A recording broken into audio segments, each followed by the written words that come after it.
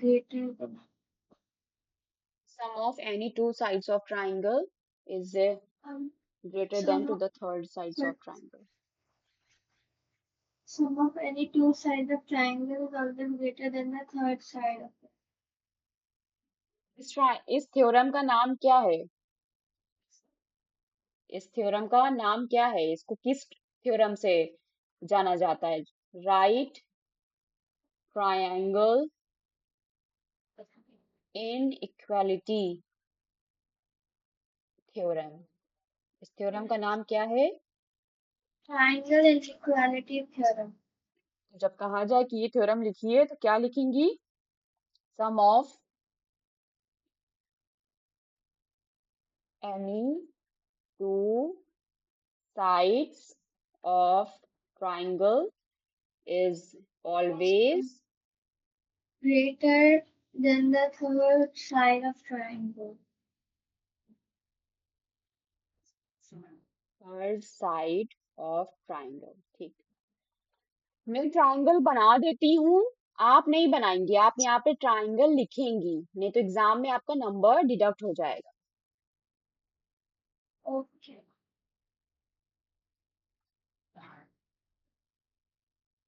Okay,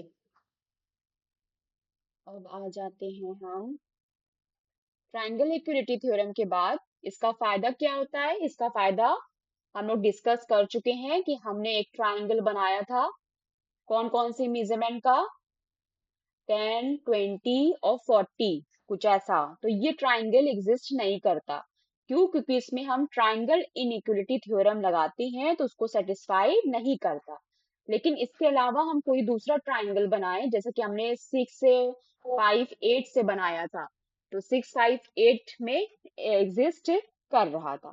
ठीक है, तो हमेशा हर थ्योरम हर क्वेश्चन के साथ ये डू नॉट एग्जिस्ट और ये क्या करेगा? Yes exist. इस तरह का ट्राइंगल एग्जिस्ट करेगा, तो हमेशा नो और यस के साथ तैयार रहा करो। तो एक मेजरमेंट है 10, 20, 40 वाला एग्जिस्ट नहीं करता है क्योंकि सेटिस्फाई नहीं कर रहा है थ्योरम को, और ये वाला कर रहा है थ्योरम को सेटिस्फाई। ओके, सम कुछ ना कुछ मेजरमेंट में होंगे, centimetre, metre, metre, metre. Okay, अब आ जाता है आपका नेक्स्ट थ्योरम, पाइथागोरस थ्योरम। ठीक है, मैम पहले हम सेकंड क्वेश्चन कर ले पाइथागोरस थ्योरम से पहले।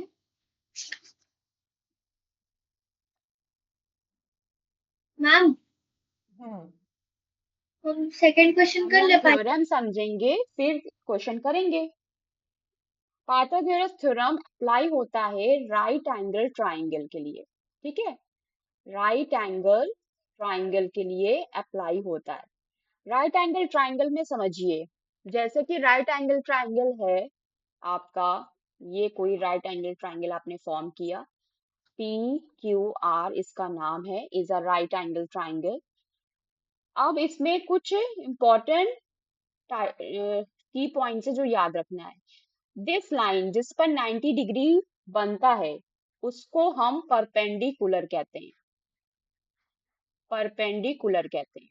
ठीक है, और ये जो लॉन्गेस्ट साइड होती है, ये वाली साइड कैसी होती है? ट्राइंगल की लॉन्गेस्ट होती है, लॉन्गेस्ट साइड होती है, इसको हम हाइपोटेन्यूज कहते हैं। क्या कहते हैं? Hypotenuse. This one is called base. ठीक, this one is called base. तो मैम होता मैं क्या? एक मिनट।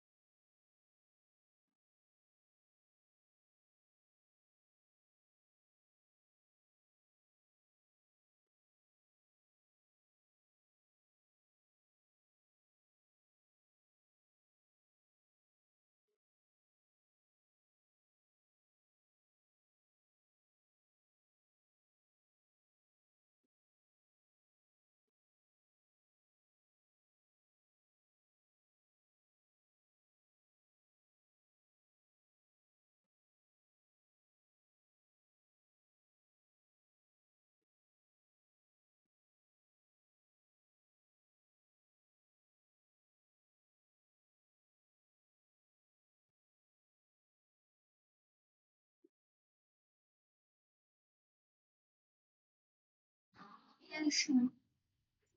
पाइथागोरस थ्योरम स्टेट करता है कि जो हाइपोटेन्यूज का स्क्वायर होता है वो इक्वल होता है परपेंडिकुलर प्लस बेस के स्क्वायर के, square of perpendicular and base. इसी चीज को आपको स्टेटमेंट में लिखना हो तो आप इसको इस तरह से लिख सकते हैं कि Pythagoras theorem states that states that the square of hypotenuse the square of hypotenuse, हम सिर्फ शॉर्ट फॉर्म लिख रहे हैं, आपको फुल फॉर्म लिखना है, of a right angle triangle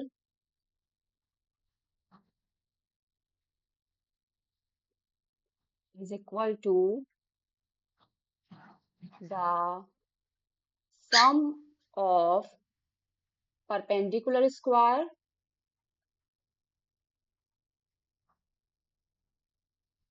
and base square। ये हो जाएगा आपका स्टेटमेंट में। एंड दिस इज थ्योरम, इस थ्योरम को हम इस्तेमाल करेंगे। Always remember this formula. Okay, अब हम आ जाते हैं क्वेश्चंस पर।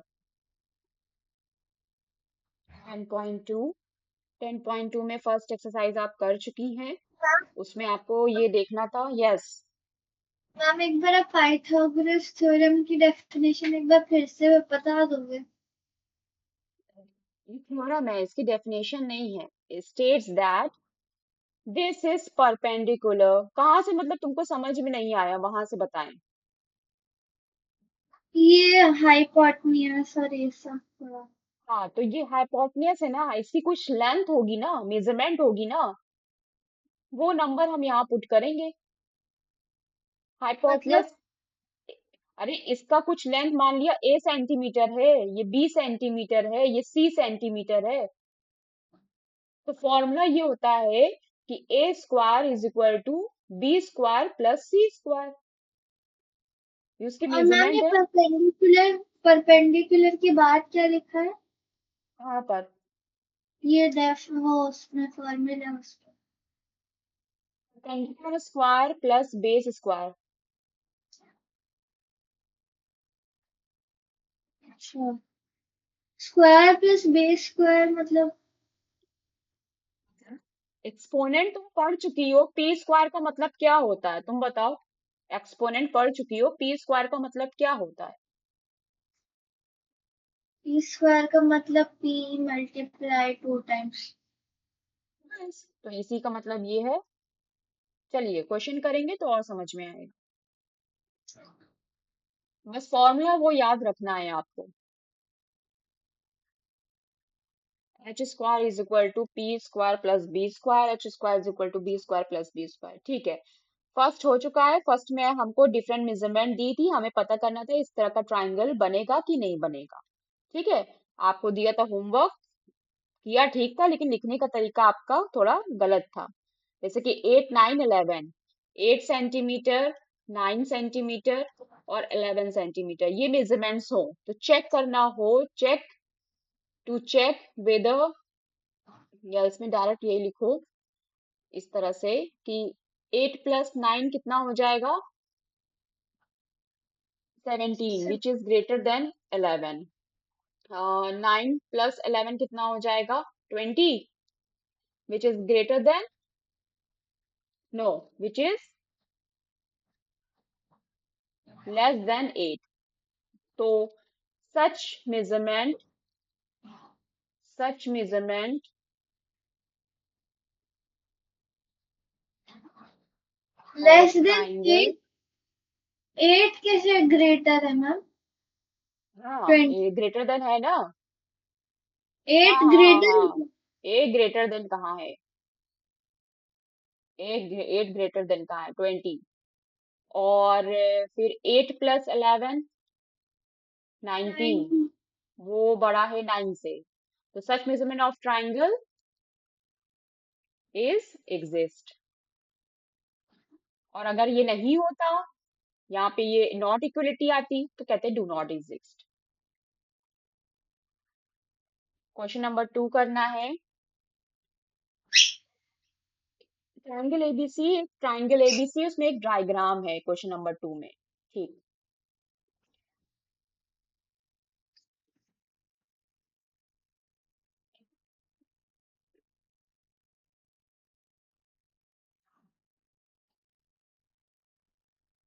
Okay. O is a midpoint and this triangle is ABC। तो ट्राइंगल ABC में कह रहे हैं question number 2, O is the point in the interior of triangle। O किस तरह का पॉइंट है in triangle ABC? Interior. O is interior। तो क्या बताना है? Interior of the triangle, state whether the following are statement are true or false। अच्छा, कुछ स्टेटमेंट्स दिए हैं। फर्स्ट स्टेटमेंट दिया है, क्या दिया है first statement? O A plus A B, O A plus O B is greater than A B. ठीक है। बी स्टेटमेंट क्या है? Call the statement. B statement O B plus O C equals to B C. Next one. C statement O A plus O C smaller than A C. Triangle A B C में O interior point है, तो इसमें कितने, इस figure में, this diagram में कितने triangle form हो रहे हैं? 1 2 3, दिस वन फोर। ट्राइंगल। 4 हो रहे हैं, 1 2 3 एंड होल सच। कौन कौन से? 4 ट्राइंगल्स, 4 ट्राइंगल्स आर फॉर्म। कौन कौन से हो रहे हैं, सबका नाम बताओ। पहला ट्राइंगल क्या है? ABC। जल्दी जल्दी बोलो ट्राइंगल्स के नाम। पहला ट्राइंगल ए बी सी, दूसरा triangle A B O C, और तीसरा ट्राइंगल ए ओ सी, और चौथा triangle A O B. BOA। ठीक, ये 4 ट्राइंगल है। तो अब ये स्टेटमेंट है ओ ए ओ बी के बारे में। तो O A is there, O B is there और ए बी इज देयर, यानी कि थर्ड ट्राइंगल। ये स्टेटमेंट किस ट्राइंगल के बारे में है? थर्ड ट्राइंगल के बारे में। तो थर्ड ट्राइंगल में देखो, ये ट्राइंगल एग्जिस्ट कर रहा है ना, और कह रहे हैं कि ओ ए और ओ बी को हम प्लस करेंगे तो वो ए बी से बड़ा होगा। तो बड़ा होगा ना, क्योंकि ये ट्राइंगल बना है, ट्राइंगल एग्जिस्ट कर रहा है, तो क्या होगा? यस होगा। हाँ ठीक है, बड़ा होगा। सम ऑफ द, और क्यों बड़ा होगा? ट्राइंगल, कौन से थ्योरम से, क्या नाम है थ्योरम का? पाइथागोरस, अच्छा sorry, triangle inequality. Triangle inequality theorem के वजह से ये हो जाएगा। Yes, true. अब बी स्टेटमेंट है O B O C. O B कहाँ है? O B is there, this line, and OC is this, and this is called about BC। हाँ, तो ये दोनों क्या होंगे? ये भी एक ट्राइंगल है, तो उसके लिए भी ठीक होगा। ये फर्स्ट ट्राइंगल के बारे में बात कर रहा है, ये भी ठीक होगा। और फिर थर्ड सी क्या है? ओ ए, ओ ए, ओ सी और ए सी। हाँ, ये भी ठीक हो जाएगा, क्योंकि थर्ड के लिए बड़ा थर्ड साइड जो होती है वो सम से बड़ी होती है, तो तीनों क्या हो जाएंगे? ट्रू हो जाएंगे।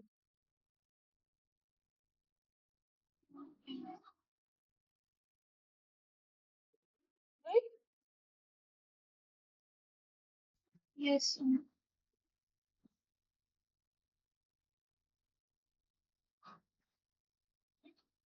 फोर्थ ट्राइंगल में आपको थर्ड क्वेश्चन, क्वेश्चन नंबर 3 में आपका डायग्राम है।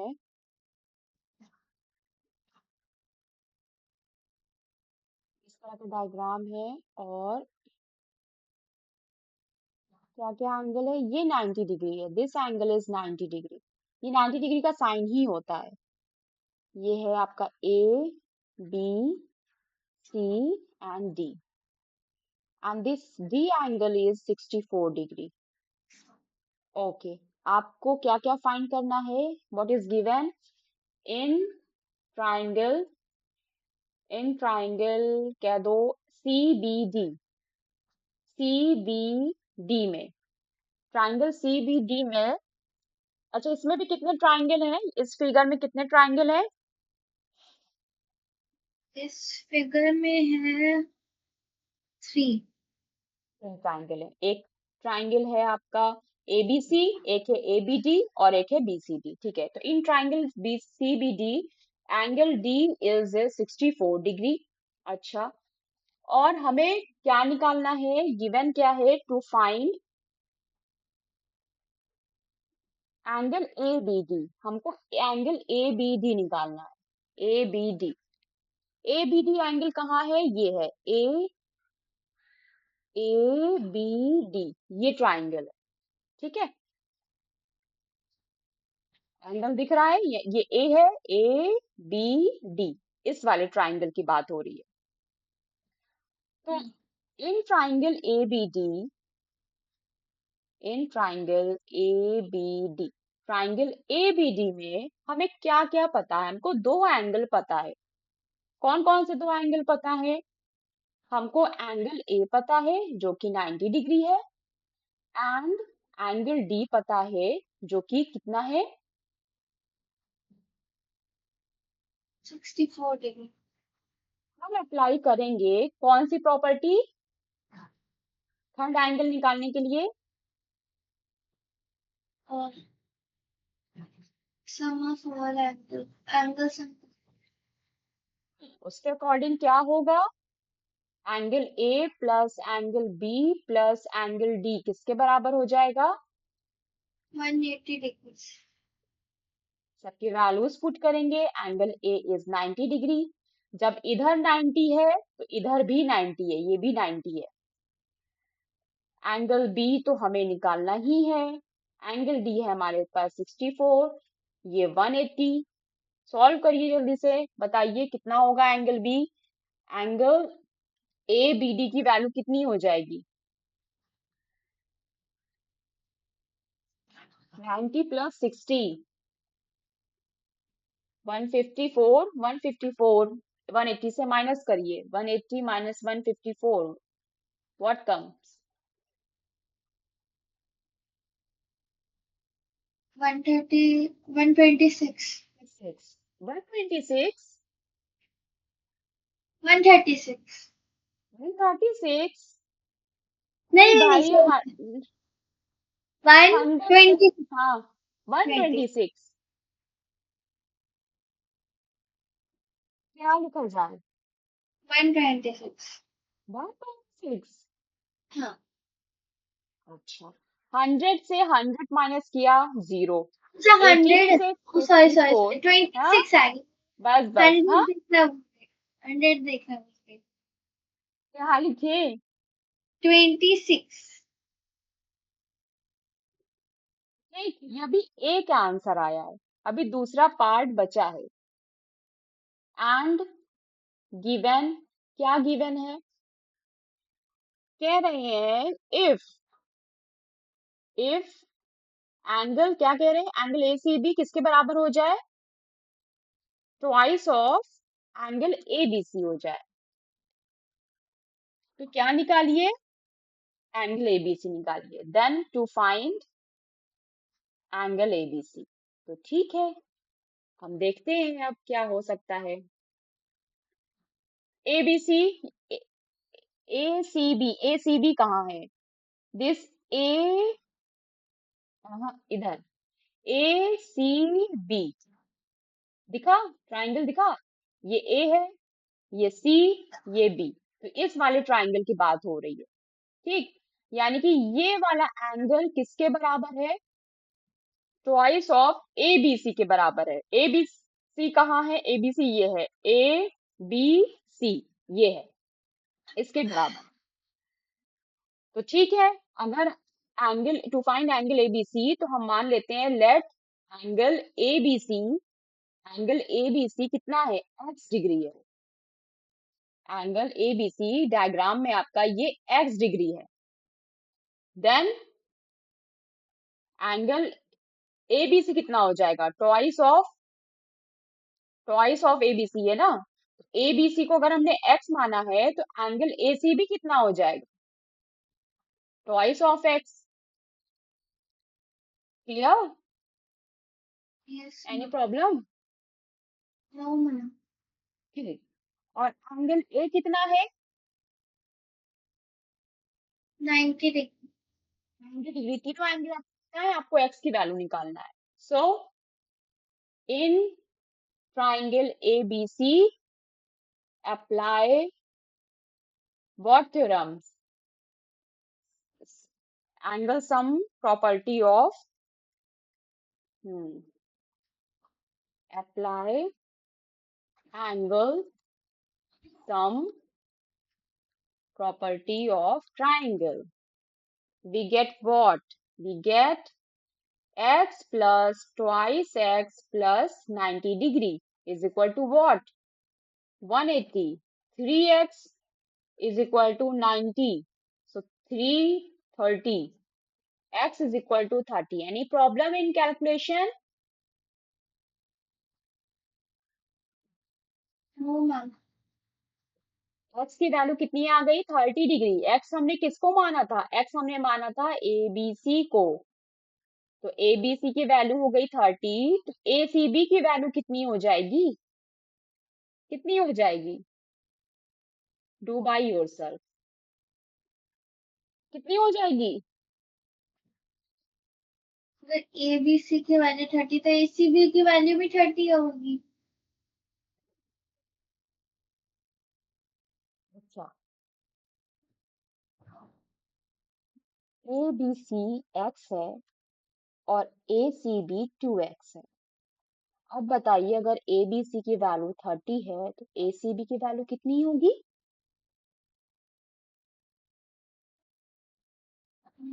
15। 15 हो जाएगी। मतलब 2x का क्या मतलब होता है? 2 multiply x.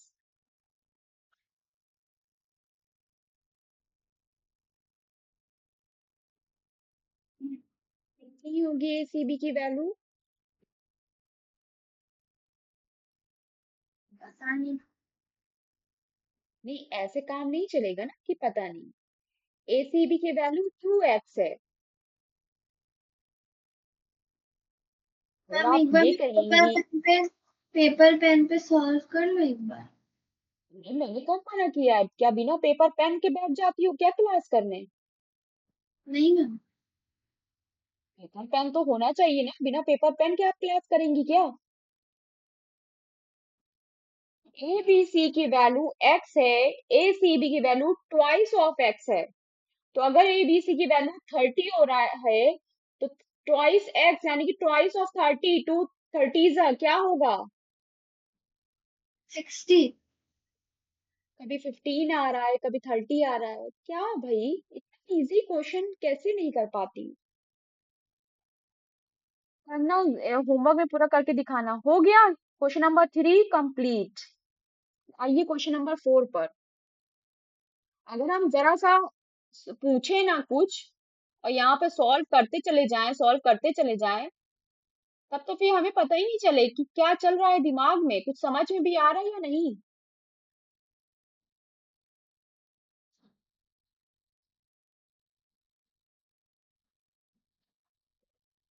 The question number 4।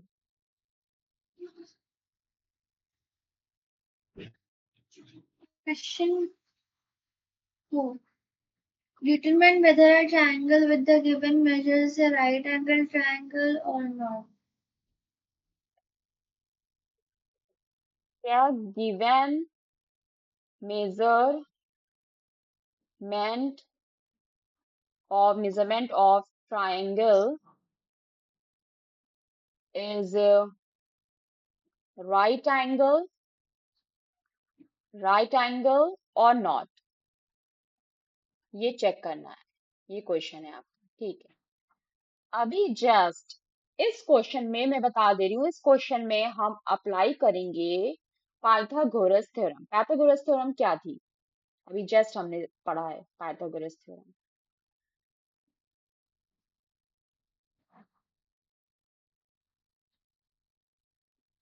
Pythagoras theorem क्या थी?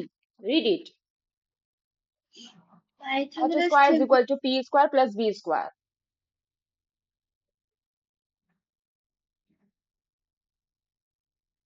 पढ़ो बेटा। Pythagoras theorem states that the square of ये नहीं पढ़ना है, ये पढ़ना है formula H square is equal to P square plus B square. h square is equal to p square plus b square. H stands for what? Hypotenuse. Perpendicular stands for BP and B stands for? Base. And which side is hypotenuse? Longest side.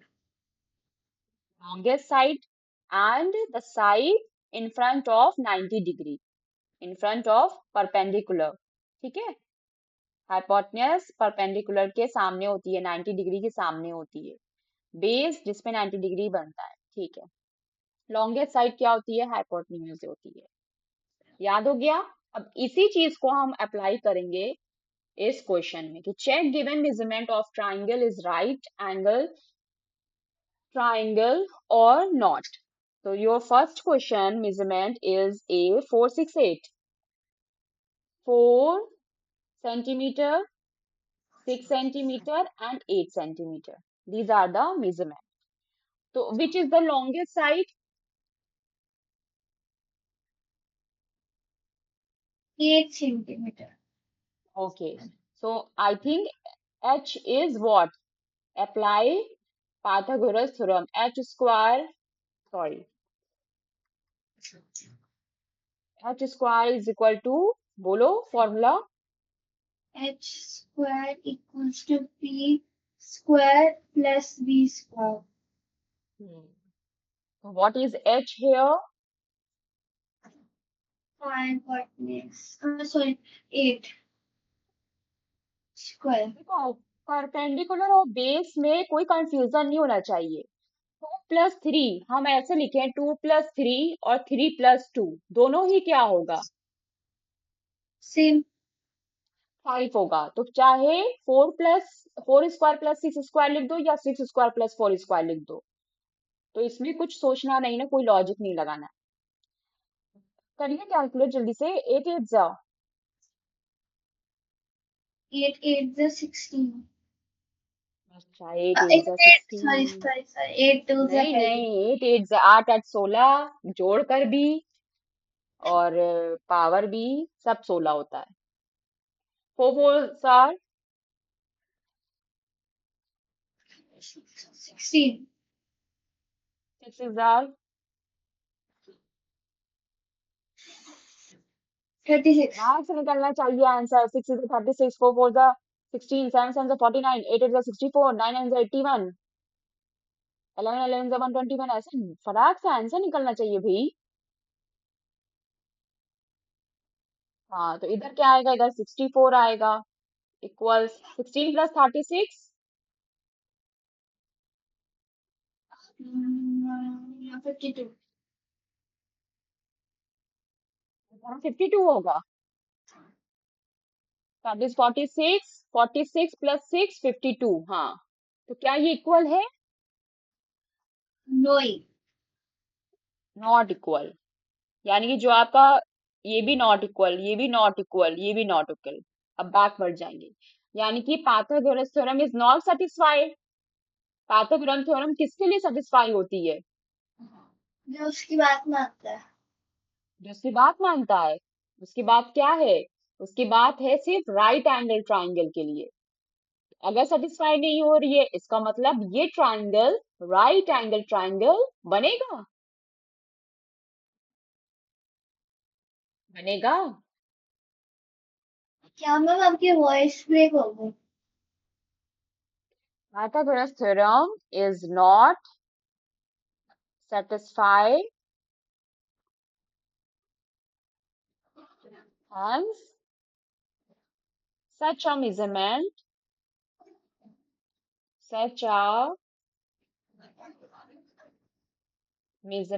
of triangle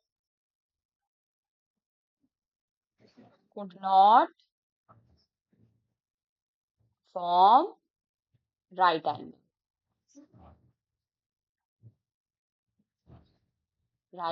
triangle. Given measurement Pythagoras theorem को satisfied नहीं कर रही है, H square is equal to P square plus B square को satisfy नहीं कर रही है, जिसके वजह से गिवन मेजरमेंट का ट्राइंगल राइट एंगल ट्राइंगल नहीं बन पाएगा। और अगर ये सेटिस्फाई कर जाती, H square is equal to P square plus B square हो जाता, दोनों तरफ इक्वल आ जाता, 64 आ जाता, तो क्या होता?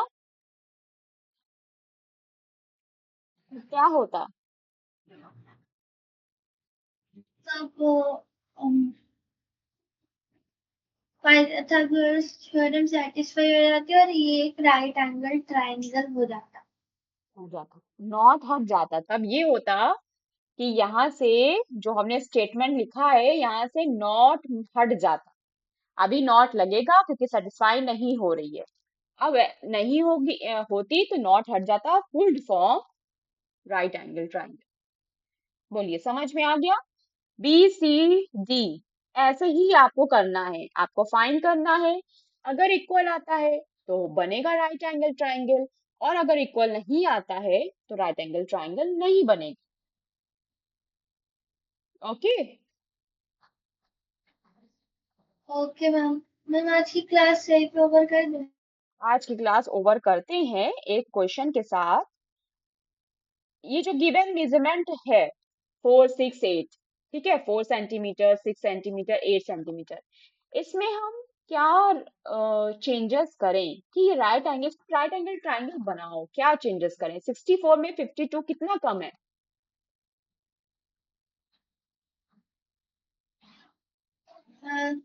12।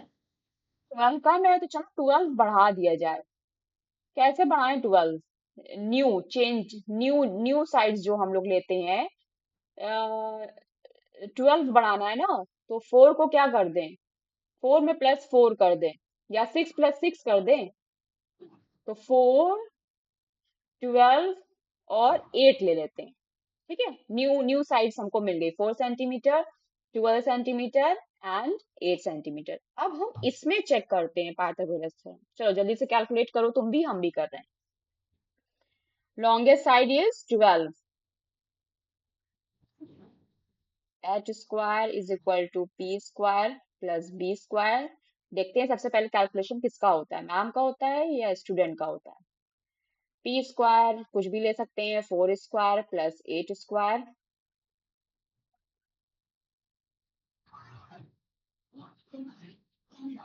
24 8 16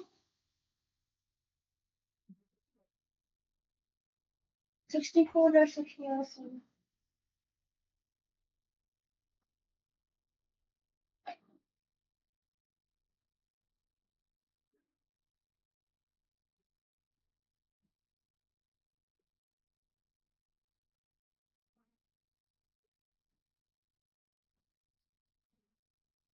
आया इक्वल? यस मैम आ रहा है। आ रहा है इक्वल? नहीं आ रहा है इक्वल। ये भी इक्वल नहीं आएगा ना? हाँ, ये भी इक्वल नहीं आएगा। तो इसका मतलब ये नहीं ना कि हम सम देख ले, हमको प्रिसाइज करना पड़ेगा कि जो साइड है, लॉन्गेस्ट साइड कौन, हाइपोटेन्यूज कौन होगी, परपेंडिकुलर कौन होगी, ये हमें देखना पड़ेगा। पर्टिकुलर ट्राइंगल के लिए ही ऐसा एग्जिस्ट करेगा।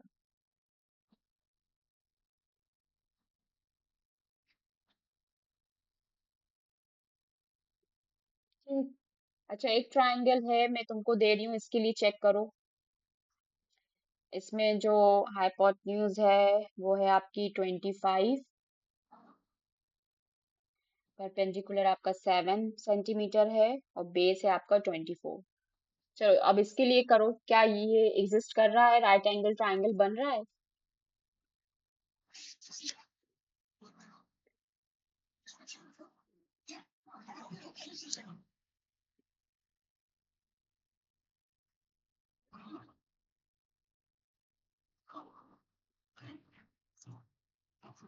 24 का स्क्वायर प्लस 7 स्क्वायर, 24 का स्क्वायर प्लस 7 स्क्वायर कितना हो जाएगा? 7 7 is 49।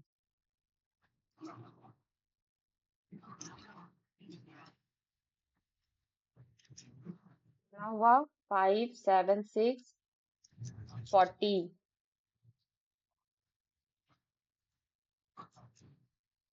is equal to 25 square.